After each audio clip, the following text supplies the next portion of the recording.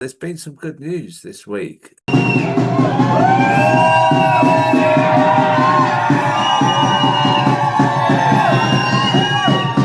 I hope that people, especially my fellow healthcare workers, can hear this and know that they are entitled to speak. So speak up, because your voices are valid, your voices are so important. Alhamdulillah, all praise be to God. I want to thank the MPTS panel for making the right decision and not persecuting me for my political speech, and most importantly, my speech that is aimed at stopping the Holocaust of Palestinians in Gaza. At 2:30 today, I checked how many Palestinians were murdered by the IOM, and it was 43. I'm sure it's more now. That's why we speak, and we will always center the Palestinians. But the ultimate goal is to stop the slaughter. I'm grateful that I was not used as an example today to silence my fellow healthcare workers in Britain, because we must all speak. Today, the panel affirmed that my speech was perfectly legal. That includes my criticism of Jewish supremacy, my support for armed resistance of the occupied Palestinian people as per international and humanitarian law, my criticism of the Israeli government, the genocidal terrorist Israeli government, the Israeli occupation forces, also terrorists, and Israeli society. That is not quote-unquote anti-Semitic. They affirmed that I am a Semite. Palestinians are the Semites.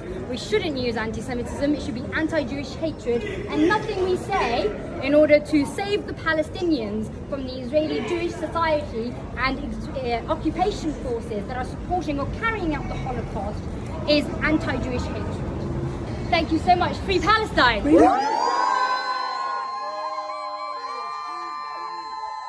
Joining us on the show is Dr. Rahmeh Aladwan. Now, the legal stuff's a bit confusing because it's not a court. Can you tell us who was ruling on this? I mean, it's a victory, but I don't quite know what it is. Okay, so it's the MPTS, so it's the Medical Practitioners Tribunal Services, and they are an independent body who make decisions on the fitness to practice for doctors and other healthcare workers.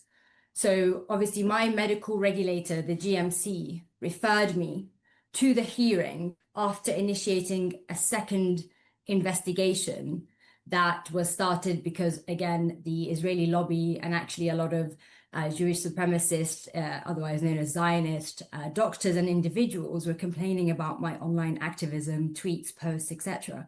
So the GMC, in my first investigation, it was sort of more normal. It went to, then the GMC investigated the post, asked me for a response. I replied, and then they said, I've been cleared. This time, there was a lot more pressure, a lot more of me in the news, in the press. And so my regulator then transferred me to the IOT to try and either suspend me or put conditions on my practice. And thankfully, the panel ruled that no conditions needed to be placed on my practice. Wow! And is that the same place where Dr. Rehiana Ali had her victory? So is it Manchester, wasn't it? Exactly. Yes, it's the MPTS building in Manchester, where I was sat next to Dr. Rehiana Ali, who's actually next to me here today. She's there with you now? Yes. All right. Yes. Oh, I see. I thought we'd have to have two Zoom. Oh, right. Okay. Right. No. This is a different way of doing it. Isn't it? Well, this is amazing. Well, I didn't expect this. So look, both of you have had the similar result from that hearing in Manchester. So you both love Manchester, obviously.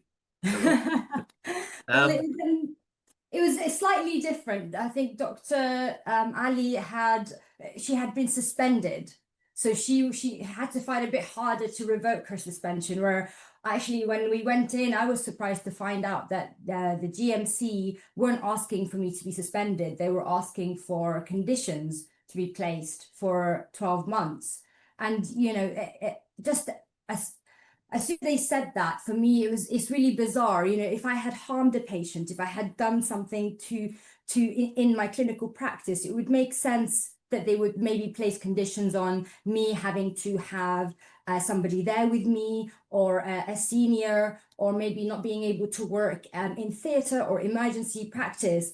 But how can you put conditions on my tweets? You know, to say, you know, I can't write a post on Instagram. So that would have been interesting, I think, had they placed any conditions, but thankfully they didn't. But yes, Dr. Rehiana fought to revoke her suspension and succeeded. So I think what I would probably add there, if you don't mind, is I think what did make the difference is that there was a lot of pressure on the General Medical Council to refer these cases to get a sanction in the first place. And I think there's a lot of pressure, and you can see that pressure on the MPTS to basically ensure that they can sanction. And I think if there weren't eyes watching, so for example, when they went ahead with my initial tribunal in December when I was in clinic in my absence, and it put on an 18-month suspension. But obviously, when my suspension was revoked, there was a public gallery, and I think Rahmeh would agree that the public was important. I think eyes on this were important because it means that even according to the rules and procedures, we shouldn't be able to be sanctioned for our speech. But the point is, as I know very well, that there will be abuses of process. And I think obviously we're grateful to the panels, but I don't think we should underestimate two things. Number one, I think it's a public gallery. I think two were eyes on it on the social media. And I think thirdly, I think was critical was, yes, Rahmeh, you had lawyers, but I think if you hadn't spoken, and that's no disrespect to the lawyers, I'm not sure, because this was a political arena, whatever people say, this was not actually just purely about the rules, because if it was about the rules, we would never have gone for the tribunal in the first place because we did nothing wrong.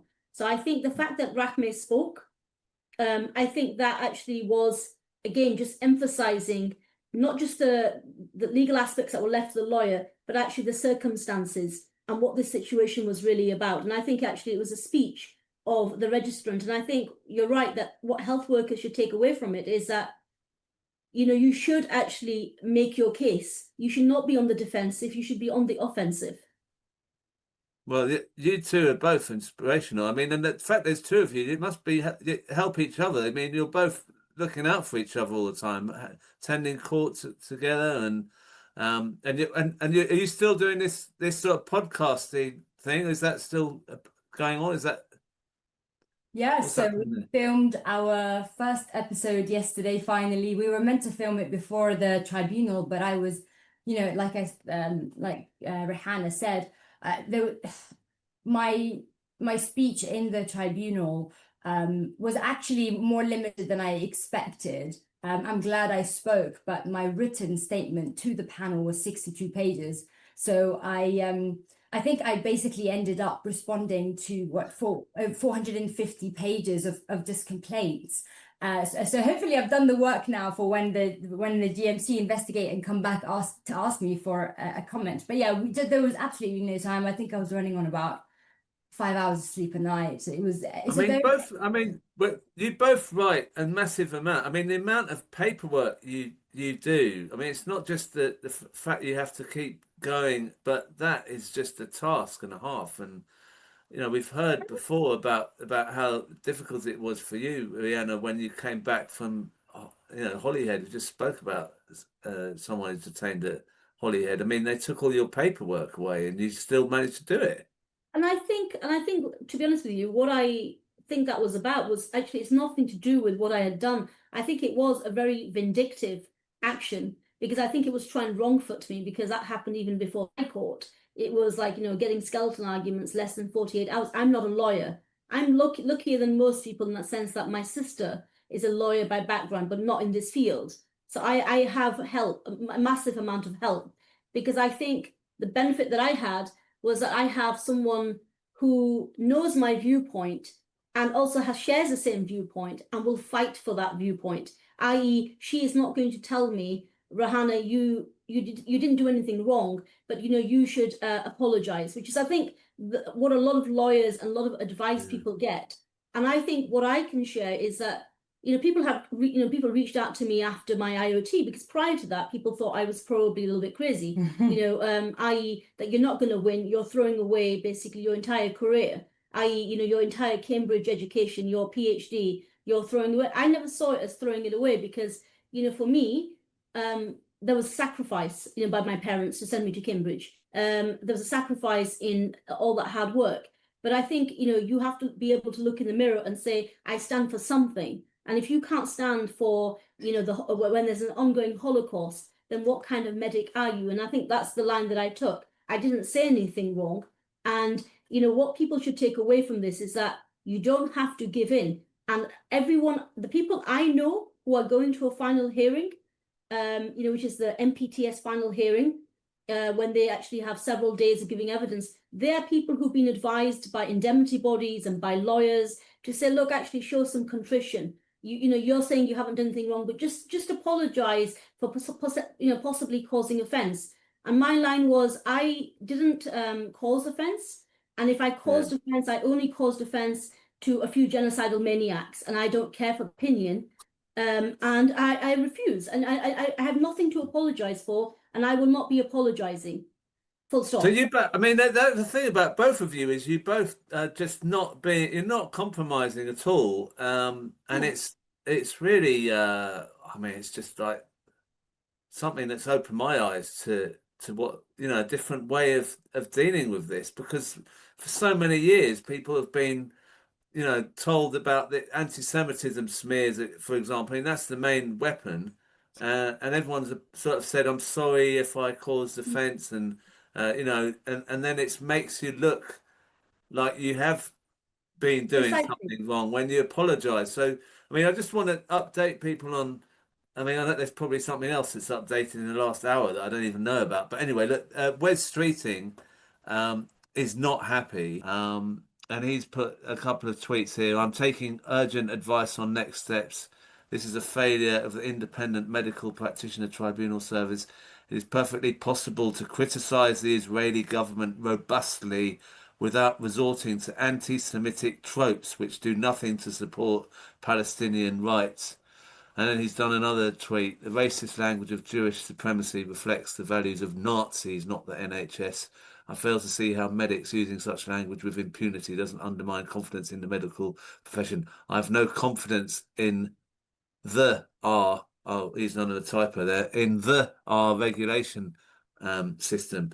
We had that before, that he was threatening to interfere with the whole procedures of a body that has nothing to do with him. He knows nothing about. What do you make of that? How would you respond to what he said there? Rahmeh, what would you say? Because he's mentioned this Jewish supremacy. What would you say about that in particular? I think he's proving my point, number one, because he himself has called somebody, I believe, a white supremacist. So it's in the name, isn't it? Supremacy is bad. It's bad. We oppose all supremacy. So the fact that you're saying that I cannot say Jewish supremacy, but I can say any other Muslim, Christian, white, brown, Hindu, that in itself is supremacist, because it's then elevating Jewish people above everybody else. And that's why there's a genocide happening in the first place. I think it's really worrying what he's saying, because it's not the first time he said it. He's already said to the Board of Deputies of British Jews and the other Israel lobby groups that he's willing to override the GMC. Now, the GMC are the ones who are taking us to the hearings, to the tribunal. So they're already doing the work for them.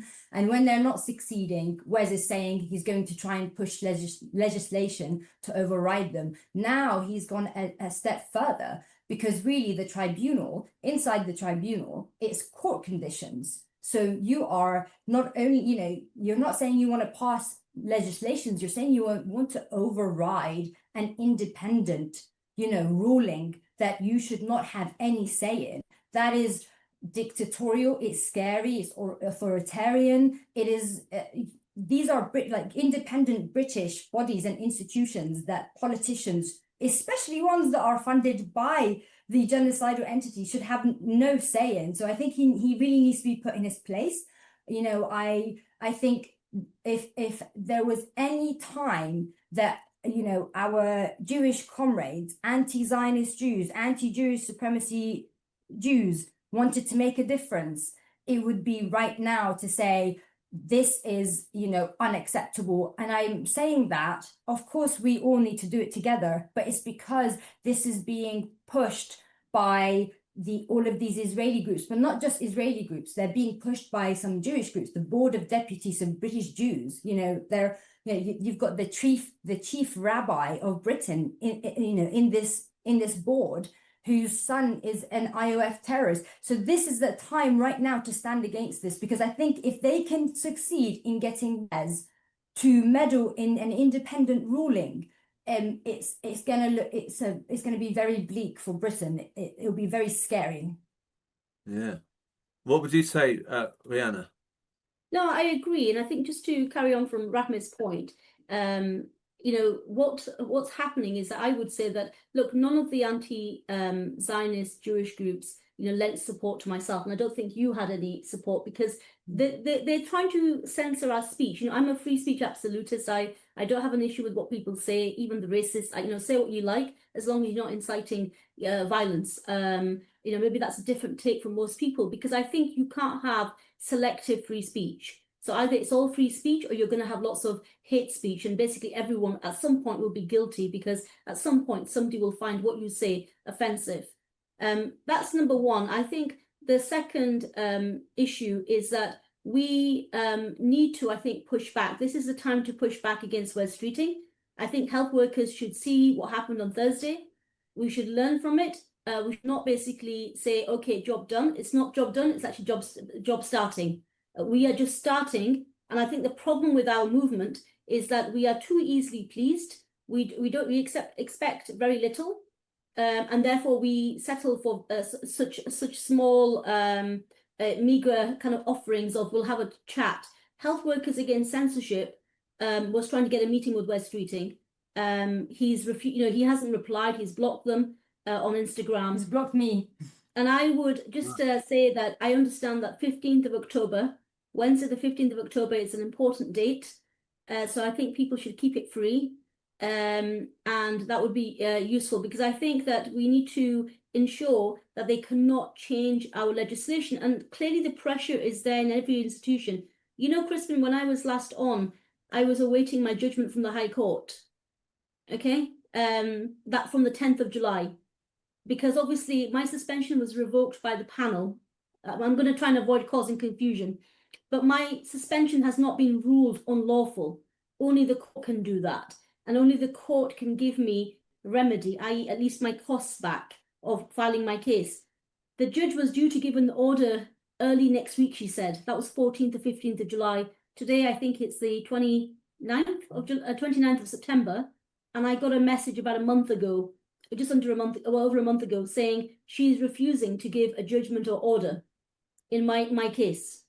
And I tell you, and I know why that is. It's because I sat in the High Court and I talked about the political persecution by these Jewish pro-Israeli organizations, and I talked about the interference by Wes Streeting, and she's going to have to deal with it, and she doesn't want to. I mean, this is actually how deep and how invidious the kind of infiltration into our institutions is, and the power, if you like, of the pro-Israeli lobby. It's immense, because you have a judge refusing to give an order or a judgment on my case on the 10th of July. This is not like I'm waiting for it. People keep thinking, getting mistaken, saying well, that can take time. No, I've got an email from the judge's clerk saying she's said I don't need she's not going to give a judgment or order because my suspension's revoked. But at the time of my hearing, I was suspended, and there are 9 grounds of appeal that haven't been addressed. I don't know how you keep going. It's so much stuff. They keep pushing more on you and delaying it and making it. But then last week was pretty good, wasn't it? I mean, I've seen you've done a tweet on this, Rahmeh, about how many blows Israel got last week. Because we had Bob Villan was cleared. you were cleared in a sense. If you want to, I can't. You won, and then we've got Kneecap, which I'm gonna play the footage of Kneecap now. But just want to say you two are incredible, inspirational, and I really hope that your podcast takes off. And I mean the flotilla as well this week. There's so much going on. I mean, it's going to be a big week ahead of us. I mean, last week was big, and next week will be even bigger, maybe. I thank you so much. I think just before I go, I just want to say that you mentioned that we don't back down, and the main point of that is that, especially as Palestinians, we know that every single time we have made concessions or backed down, it has literally resulted in more murder and dispossession, and it's never gone well. You cannot make a quote unquote peace dealing or concede with those who want to drive you off your land and murder you, and those who have, especially after now 2 years. And all the things that I fought for in there, I hope that people can see the main 5 points that I spoke about, that I'm mentioned Jewish supremacy, mentioned the perpetrators and the beneficiaries, because it's very important. Mentioning Jewish extremism and terrorism is an important thing, because that's what we're watching in Gaza. We're allowed to mention any other type. These are important things. We're allowed to support the Palestinians' right to armed resistance. So those are just, really sort of main things. And don't let them, use this anti-Semitism scam any longer. Anti-Jewish hatred is an irrational hatred of Jews for being Jews. And that's it. And it's not relevant right now. It's the main focus. Everybody, the Israel lobby wants to keep centering Jewish feelings. No one wants to incite hatred or violence on anyone. We're trying to stop that violence on Palestinians. So please be fearless. Obviously, all the things that I said are legal. They're our rights. So say them and stand your ground. And don't let them intimidate you into making concessions, because concessions never succeed, and that's not how we will be liberated in Palestine and in Britain.